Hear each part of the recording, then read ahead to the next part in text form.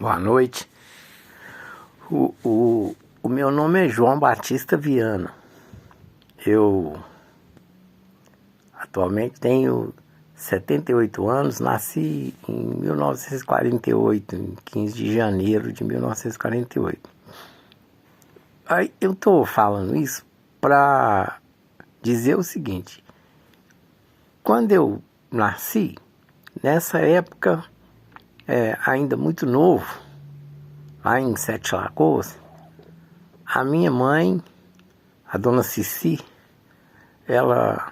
meu pai é ferroviário, o Zé Viana, e a minha mãe, ela tinha três atividades, né? A de dona de casa, cuidando, nós éramos 9 filhos já nessa época, não, 9 não, 8, porque depois nasceu o Vitor, o 9º filho, mas o mais novo.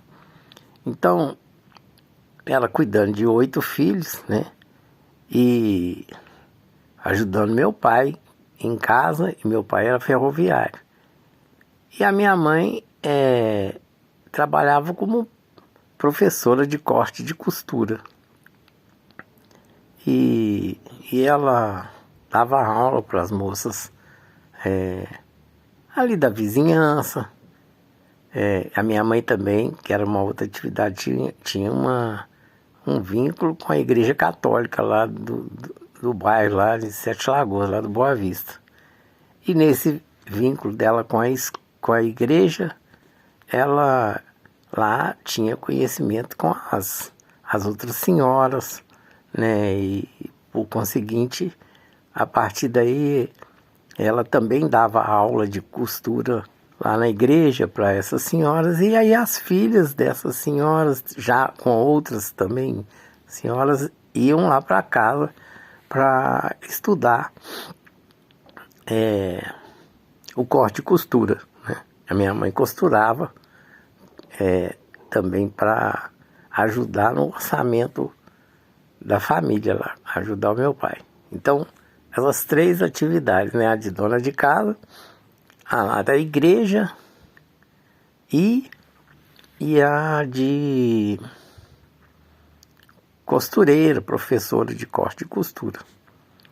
E com esse envolvimento, ela foi ganhando uma certa projeção lá, ela sempre muito ativa, e foi ganhando uma certa projeção, acabou sendo,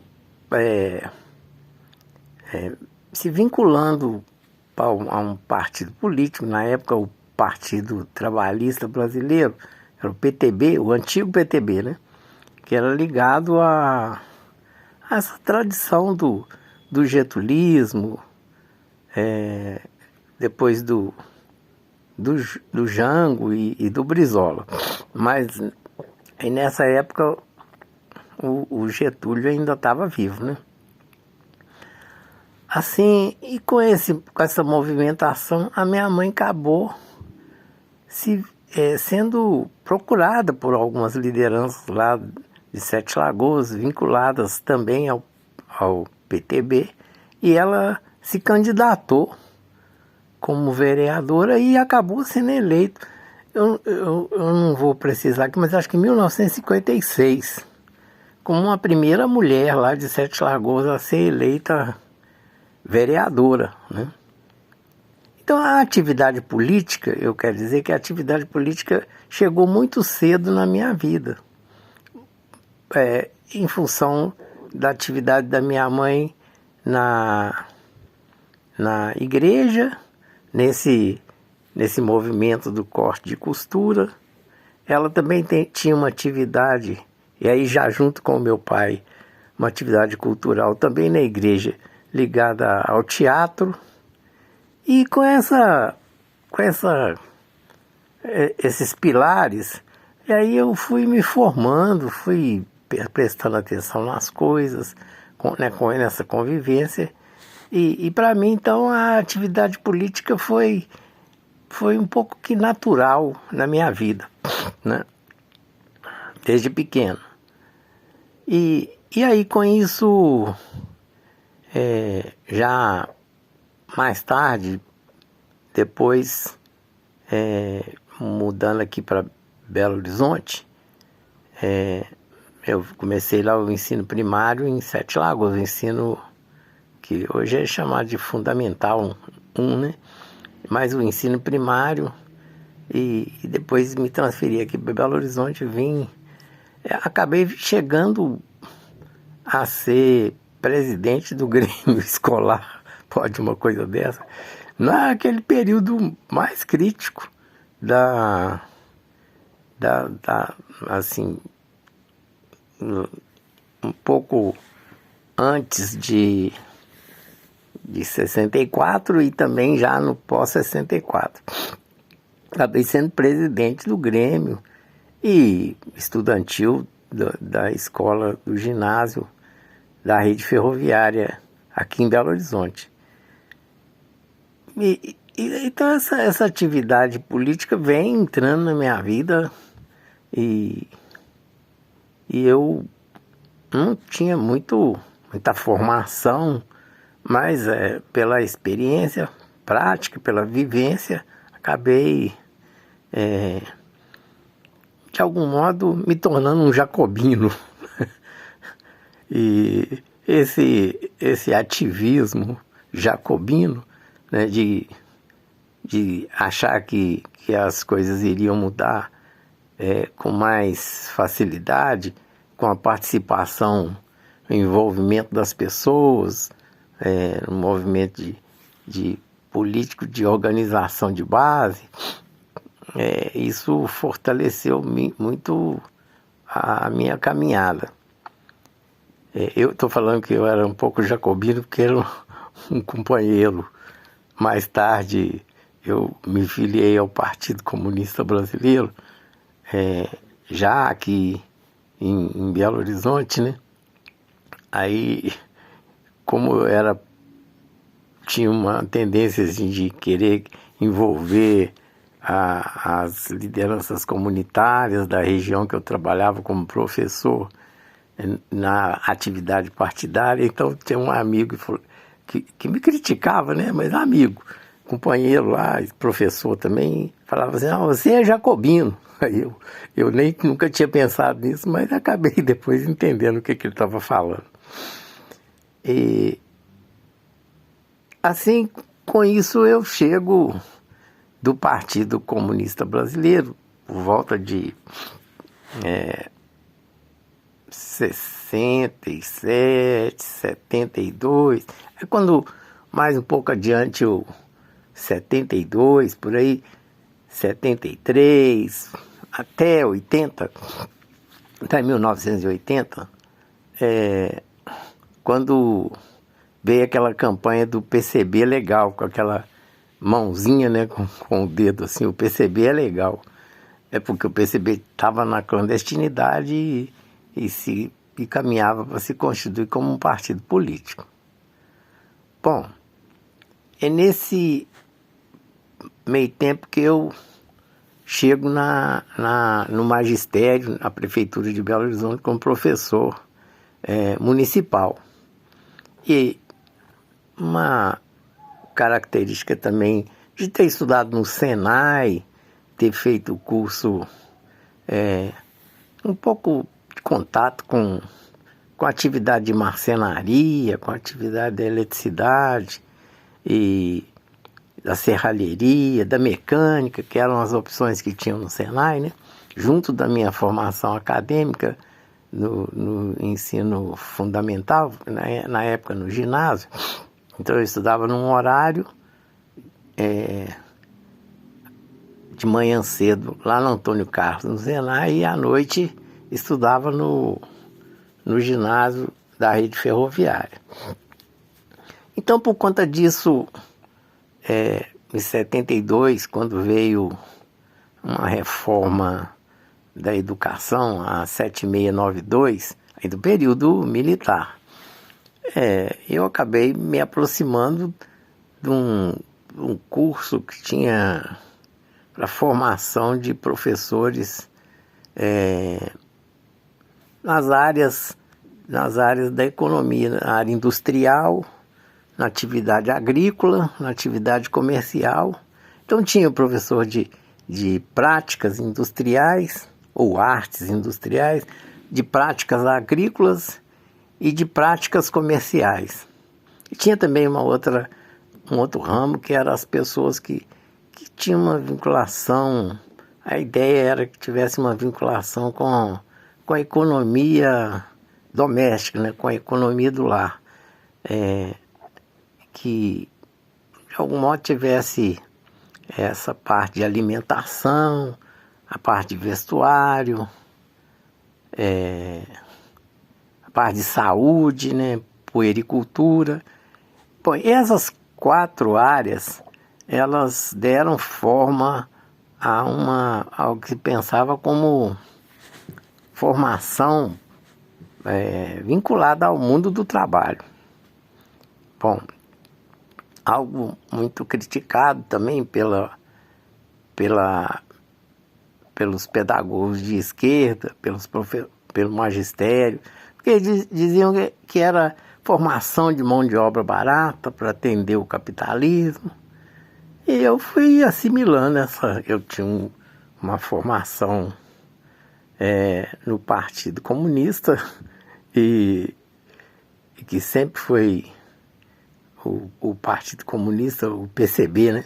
Sempre puxou muito para o debate, para os estudos. Essa formação política não era assim como agora, não, era uma coisa mais desafiadora, né? Então, a formação também não era de ficar escutando qualquer crítica e ficar achando que aquilo ali só tinha uma versão, só tinha um lado, né? Então, a atividade humana ela é muito contraditória. Tem mesmo uma possibilidade que a formação das pessoas se vincule ao mundo do trabalho como uma formação de mão de obra barata, mas por outro lado as pessoas não são como o ser humano não é como uma tábua rasa que vai impregnando ali as coisas e aquilo ali vai batendo lá e formando as pessoas. O ser humano tem outras vivências e a formação vem de muitos lados, né? Vem da família, vem do que ela escuta na escola, vem do que ela escuta entre os amigos, depois no trabalho. É óbvio que se a pessoa ficar ouvindo apenas uma voz, 2 vozes, 3 vozes, é perigoso que a formação fique deturpada. Mas se você tem possibilidade de ter mais vozes conversando com você, livros, mesmo que você sendo mais tenha poucas possibilidades de viajar ao mundo, né? Mas os livros ajudam muito, a leitura ajuda muito a você sair do lugar que você reside e ir viajando, né?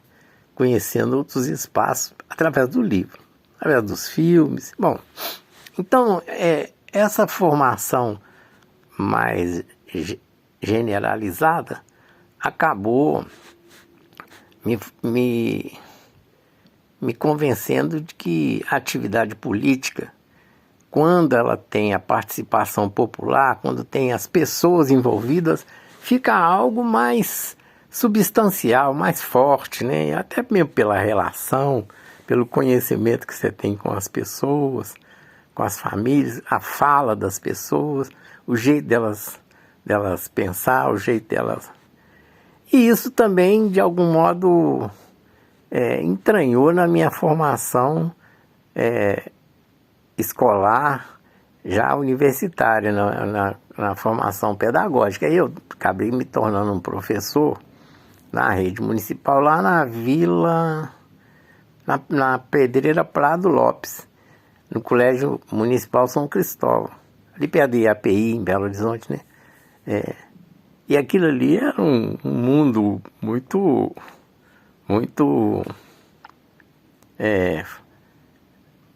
explosivo, com muita vivência, aquilo ali tinha muita coisa pulsando para todo lado, né? Inclusive ali perto a formação da igreja da Lagoinha, da igreja Batista da Lagoinha. Mas tinha o IAPI, tinha a pedreira, tinha o depósito de preso, né? E viver na Lagoinha não é algo incomum, não. Não é algo trivial, não, quero dizer, né? Não é algo trivial.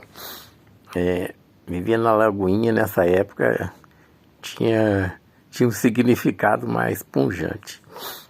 Então, eu dali já no São Cristóvão, 1973, 74, comecei com essa crença que me vinculando politicamente ali com a comunidade da Pedreira Prado Lopes, com as famílias dos estudantes lá, que eu tinha mais a contribuir com os meus jovens estudantes do que só ali na sala de aula martelando na cabeça deles alguma coisa. E aí, junto disso, como meu foco era a questão do mundo do trabalho, na área industrial, eu fui fazer engenharia, acabei chegando nos cursos de engenharia lá da Cefet, na engenharia mecânica, né? Para poder entender melhor como essa formação na engenharia pudesse contribuir ali com aquela minha formação mais, espécie de um verniz que eu tive no Senai, do mundo tecnológico, do mundo da produção, né? E desse curso de engenharia, depois eu fui trabalhar, ainda com o pé na escola lá no São Cristóvão, dando aula lá, mas eu fui trabalhar na Delp Engenharia Mecânica, lá no 5, na área industrial de contagem lá, né? Primeiro ali na Davi Sarnoff, no Barreiro, e de lá para a unidade nova lá na área do 5, na Delp Engenharia. Bom, então eu pude também viver de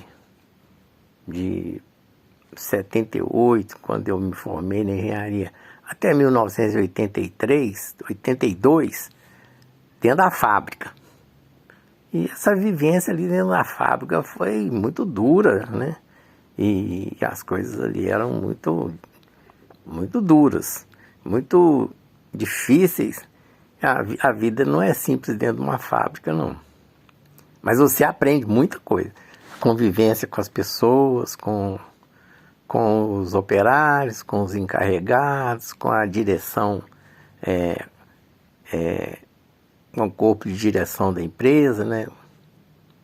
Tanto do ponto de vista tecnológico e também do ponto de vista humano, das relações humanas, né? E eu, com aquele negócio de já ter um pé no Partido Comunista, não deixava de puxar também, de algum modo, por um ativismo político nessa linha que o meu companheiro me colocou na testa como jacobino. Então, dali eu estou dizendo isso com um preâmbulo para entender como que nós vamos chegar na questão do orçamento participativo. Porque o fundamental aqui é falar sobre o orçamento participativo, né? Que foi uma experiência muito importante desenvolvida pela Prefeitura de Belo Horizonte. Logo que o prefeito Patrus Ananias, do Partido dos Trabalhadores, vencendo a eleição, tomou posse, e aí já a turma toda ali do partido, da esquerda, porque foi uma composição partidária também na área da esquerda, né? E também de alguns outros setores do campo democrático, aí tinha toda uma vocação, um chamamento para chamar o povo para participar dos conselhos, para envolver o povo nas decisões, no gerenciamento das políticas públicas da prefeitura, né? Eu já vinha trazendo isso na minha formação na área da educação, quando, depois de algum tempo ali no São Cristóvão, até por volta de 1982, eu acabei me transferindo para uma escola lá na região de Venda Nova, no bairro Mantiqueira, a escola Pedro Guerra. Então eu deixei o São Cristóvão, que era uma das escolas de ponta aí da prefeitura, tinha até um salário diferenciado dentro da rede municipal, mas eu tinha esse chamamento para conviver com os setores populares. Ali na Pedreira Prado Lopes as coisas já estavam ficando mais difíceis, a criminalidade já marcando território com muita força dentro da Pedreira, ali por perto do IAPI. Então a gente buscava essa relação, mas junto vinha, na mesma rede, quando você está pescando, né, vinha outras coisas, né? E eu pensei, bom, eu acho que se eu for para uma região periférica de Belo Horizonte e fazer uma discussão numa escola que está, a escola São Cristóvão, o Colégio São Cristóvão, era como se fosse uma coisa já mais cristalizada. Lá o pessoal de lá chamava, o meu querido, saudoso professor Guilherme, eles chamavam lá de Universidade do Santo André. Então, assim, eu, um professor novo, começando minha carreira, ficava ali perto tinha professores já com status de acadêmicos e muito consolidado. Eu achei que era melhor eu me transferir para uma das escolas que a prefeitura estava criando naquela época, de acordo com o projeto, com o FAT, com o financiamento do Fundo de Amparo ao Trabalhador, estava construindo escolas nas regiões periféricas da cidade. Aí eu fui para uma dessas, que era a Escola Pedro Guerra. Bom, então de lá, eu fui para lá em 83. E aí, lá esse movimento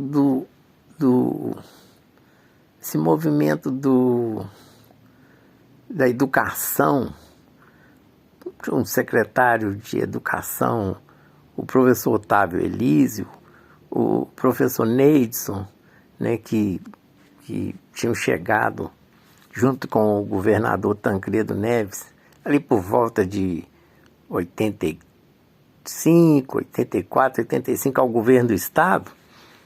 Então aí teve o tal Congresso Mineiro de Educação, né? Foi um movimento muito importante. E dali eu entendi que buscar nas famílias dos estudantes, a relação com as famílias dos estudantes, ir lá no chão onde elas moravam, dentro do bairro, nas ruas, conhecer ali onde elas viviam e trazer a família para dentro da escola, não num movimento assim de reunião dos pais, reunião de pais e mestres, que essas coisas mais tradicionais não me apetecia, não. Mas ir convivendo com as famílias ali, de lá tirar uma experiência educativa mais substancial, que pudesse me mostrar de algum modo como eu poderia ajudar melhor os estudantes e ajudando os estudantes, os meninos, as meninas, as moças, os rapazes. Eu poderia também estar ali ajudando as famílias. E uma das coisas que me surpreendeu muito foi a topografia da região lá, ali no Mantiqueira, lá em Venda Nova. É mais ou menos como aí, e não tanto, né, como em Ouro Preto, mas é um pouco parecido, é muito morro, muito. Então, você tem várias bacias hidrográficas, por onde a água corre, e aquilo ali tinha muita enchente, né? E às vezes os meninos não conseguiam chegar na escola porque tinha o córrego do Vilarinho enchia, e quem morava do outro lado, no Mantiqueira, não conseguia atravessar a correnteza ali na época da chuva e chegar na escola, né? Eu ali comecei a entender que era preciso que a prefeitura começasse a fazer algumas intervenções na região para minimizar o sofrimento das pessoas, e de algum modo eu vi nisso uma possibilidade nesse relacionamento com as famílias, para ajudá-las a se organizar, para fazer as reivindicações e as conquistas ali, que ali tinha uma coisa muito importante de fundo pedagógico, né, que poderia me ajudar como professor. Então eu fui por aí. A minha formação apontava para esse caminho dos conselhos, né, dos sovietes, né, dos conselhos comunitários, aqui traduzindo para o nosso caso, os conselhos comunitários e populares. E foi uma época que isso veio muito a calhar, né, porque teve uma dificuldade muito grande econômica por volta no início, 84, 85, o desemprego, parece que o governo da ditadura militar estava vazando água para todo lado, né? Os governos militares estavam vazando água já, porque o pessoal pediu muito empréstimo, muito financiamento, logo que foi dado o golpe militar, muito financiamento externo para ajudar a construir o Brasil do futuro, né? Mas chega uma hora que você vai pegando empréstimo e tem que pagar. Então essa hora de ter que pagar os financiamentos, né? O Fundo Monetário Internacional estava apertando para receber o que tinha colocado aqui. Bom, todo mundo quer, na hora de buscar dinheiro emprestado para investir nos municípios, investir no estado, no país aí subdesenvolvido da época, estava ótimo, né? Buscar dinheiro, vamos gastar aqui. Tinha gente que fazia prédios espetaculares que não resolvia, né? A Transamazônica, né? Vamos lá cortar aquela floresta lá, mas aquilo ia dar certo, não queria saber não, gastar o dinheiro é bom. Agora na hora de pagar a conta que ficou difícil. Então eu acredito que teve muita influência de um lado, os movimentos de esquerda cobrando, já indo para a rua, fazendo reivindicações, né, os partidos políticos ali, os sindicatos, né, partido político era até proibido, mas os sindicatos e as lutas populares começaram a ter mais pujança aqui e ali, lá em Ipatinga, naqueles movimentos lá que a polícia matou um bocado de gente lá, em São Paulo, aqui em Minas também, né? Assim, nessa hora, não, quer saber de uma coisa? Toma esse governo aqui para vocês. Então, bom, a redemocratização, né? Acho que teve, por um lado, a dificuldade do João Figueiredo de arrumar a solução para os problemas que tinha nas mãos, e por outro lado, aquele modelo ali parece que esgotado e já não conseguia mais recursos, empréstimos no Fundo Monetário Internacional, e tinha que pagar. Agora vamos chamar o povo para pagar esse trem aqui, né? Então veio a tal da democratização. Tancredo Neves assume o governo de Minas. Ele sempre teve um pé muito próximo do getulismo, do João Goulart, e acabou, do Brizola, e acabou que ali acharam o caminho para as diretas já, né? Esse movimento das diretas já acabou mobilizando o país numa luta muito grande, e isso coincidiu ali com Congresso Mineiro de Educação, nessa época de 85, né? E com esse viés da participação popular, que foi dada também pelo governador, pelo secretário de Educação, Otávio Elias, e pelo Neidson, né, ajudou muito a enxergar que ali tinha tinha uma possibilidade grande de chamar a comunidade para essa participação na escola, mas a gente não tinha ainda, assim, participar de quê, né? Vamos reunir aqui, vamos conversar, vamos discutir, mas não tinha as políticas públicas sempre foram construídas nesse momento aí, muito distantes do povo, né? Então as soluções, os governos buscavam recurso fora, né? Os empréstimos, chegava com aquela dinheirama e resolvia, não, vamos canalizar, vamos fazer essa avenida aqui, vamos fazer aquele viaduto, chegava com as obras prontas. Então não tinha, vamos conversar com quem? Vamos reivindicar de quem? Bom, mas a ideia é que o pessoal conversando ali, apesar de eu não estar enxergando, o outro ali não está enxergando, mas aí no conjunto ali as coisas aparecem, soluções, né? Vão unindo as pessoas e as pessoas vão se mobilizando, e essa força ela é muito pujante, ela por si só ela aponta caminhos. Então nós nos enveredamos ali em Venda Nova por sair da escola Pedro Guerra nos meus horários de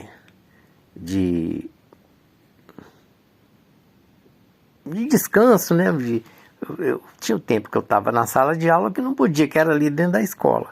Mas aí tinha um outro resto do dia, né?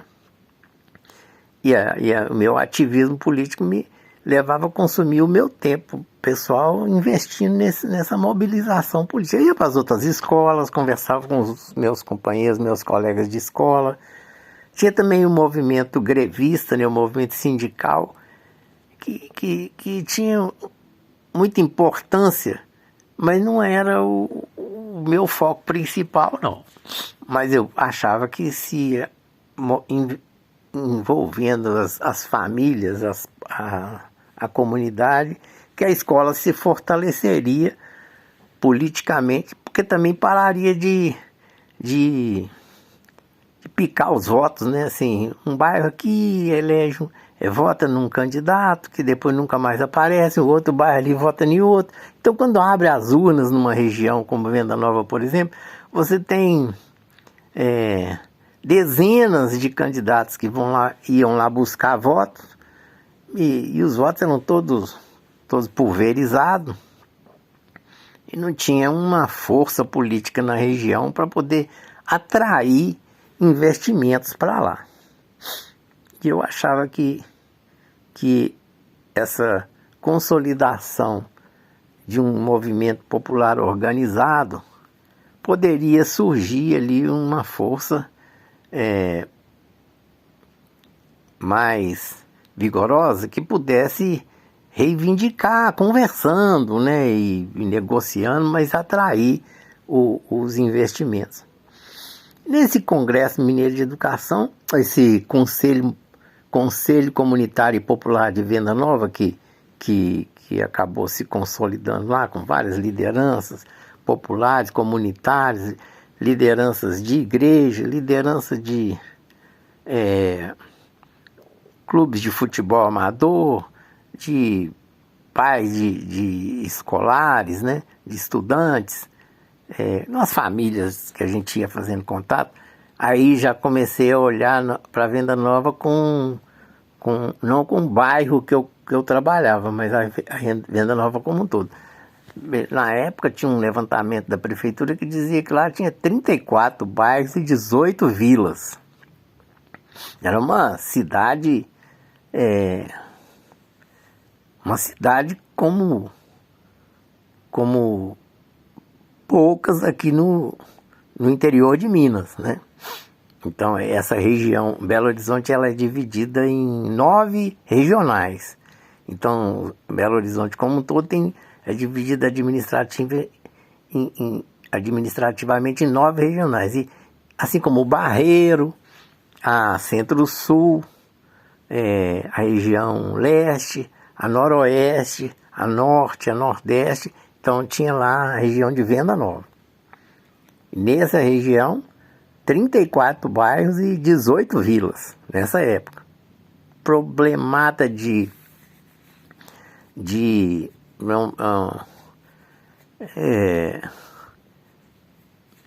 da bacia hidrográfica, né? Chuva, e corre para aquilo, inundação à vontade. Você podia escolher os problemas da região, né?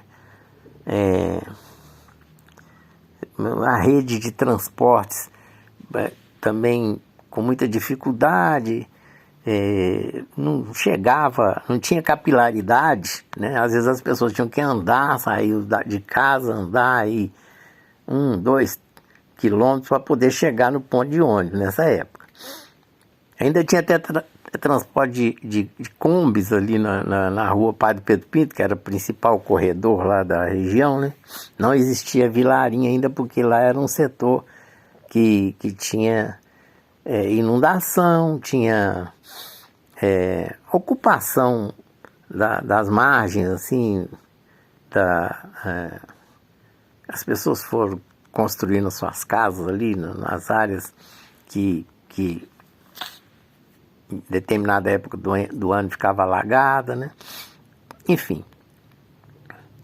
Então tinha muito problema. Aí foi aí que eu comecei a ter contato com a questão do urbanismo, de pensar a região como um todo, olhando por cima, né, para ver de onde vem a água, para onde que ela vai, a respeito do lixo,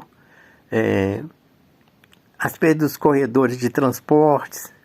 Aí comecei a ter contato com esses problemas mais concretos de uma cidade, né? Apesar de lá ser uma região da cidade, mas em escala menor, mas é o que você consegue, olhando mais largo, é por onde a gente consegue enxergar para onde a cidade precisava caminhar. E nessa época também eu acabei me filiando, deixei o PCB. O PCB se enveredou para um movimento de trocar de nome para o Partido Popular Socialista, que eu até achava interessante, né? Era uma tese que eu... Mas acontece que a turma que estava promovendo isso, então o deputado Roberto Freire, ele não queria só trocar de nome, ele queria trocar ela de muita coisa. E ali nós fomos nos desentendendo, e eu vi que para onde estava caminhando eu não queria ir.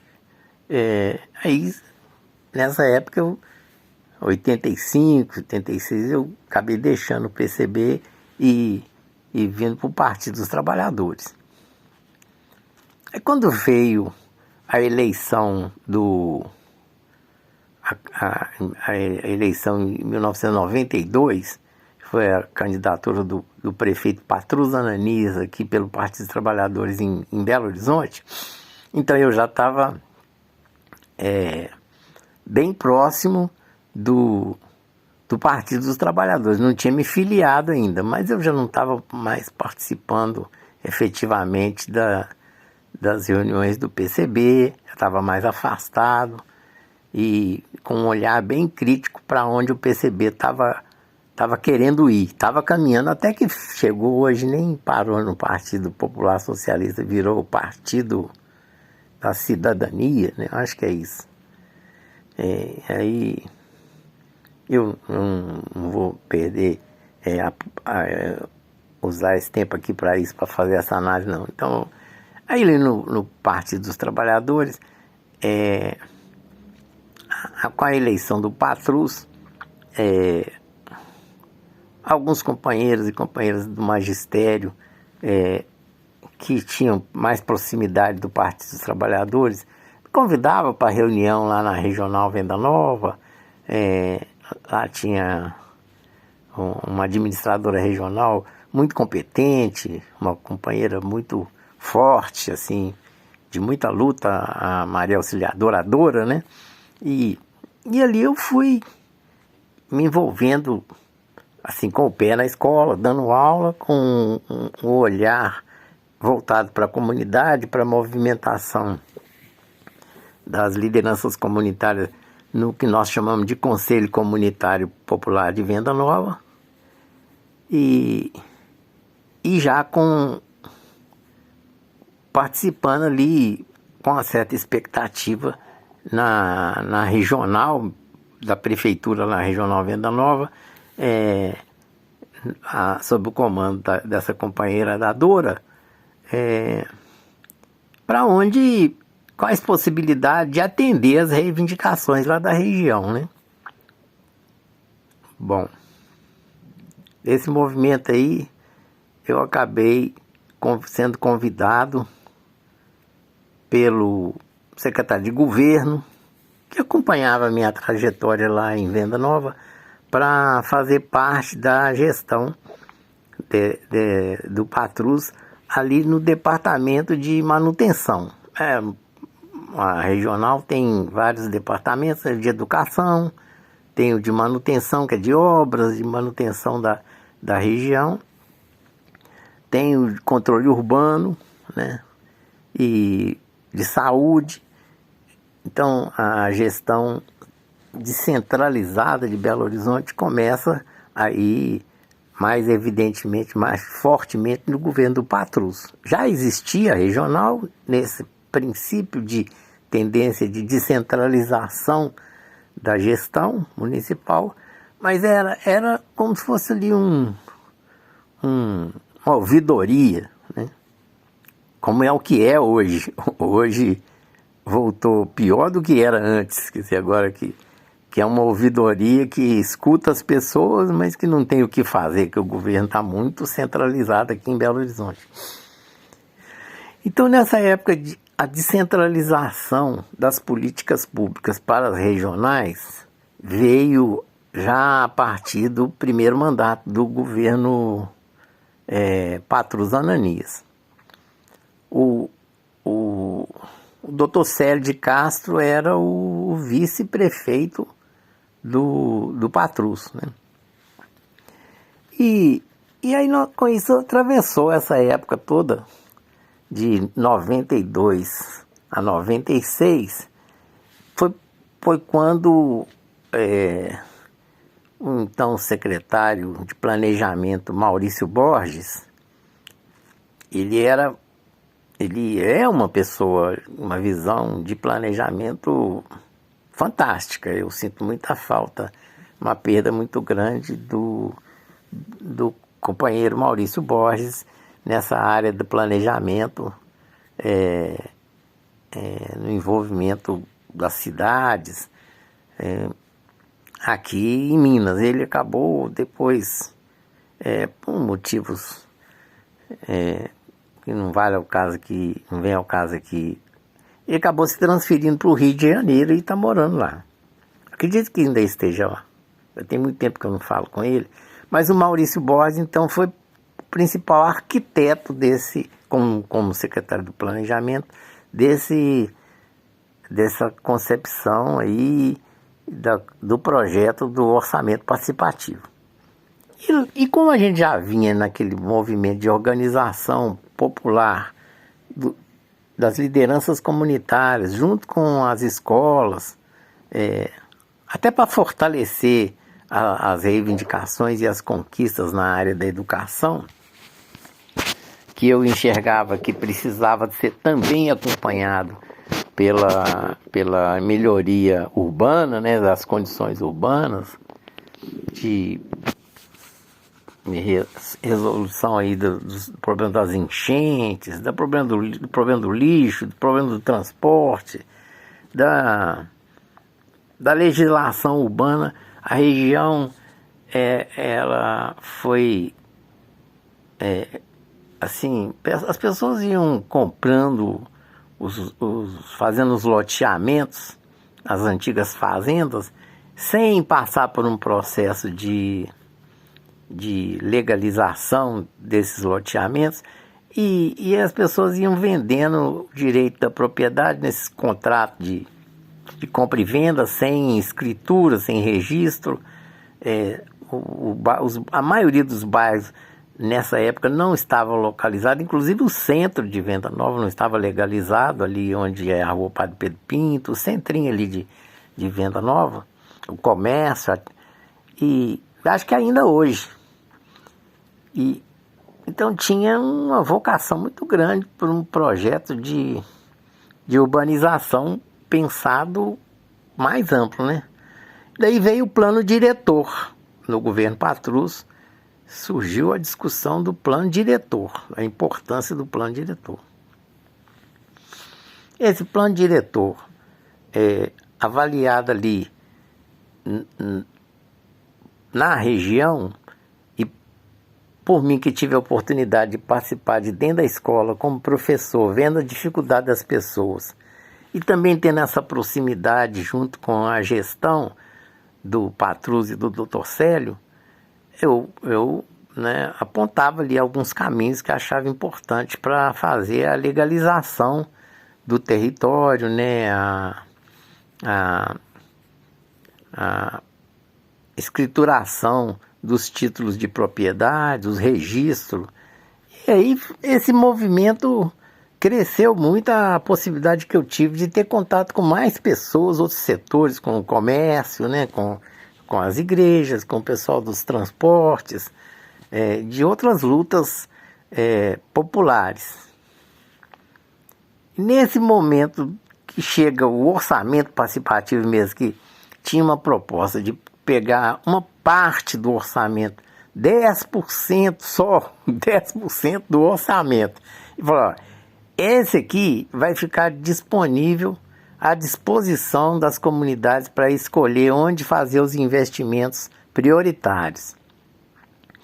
Esse 10% do orçamento da cidade não é pouca coisa não, mas dividido para 9 regiões, então por regiões, nessa época aí, vamos pensar, ficava em mais ou menos, tem que fazer uma conta brava para chegar na capacidade de poder de compra dessa moeda nessa época, mas mais ou menos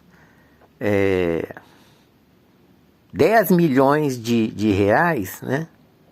Já tinha o real, bom, 92, 90, acho que ainda não tinha, mas 10 milhões, 10 milhões de reais, vamos pensar nesse, para ficar mais fácil de pensar esse valor. Só que construir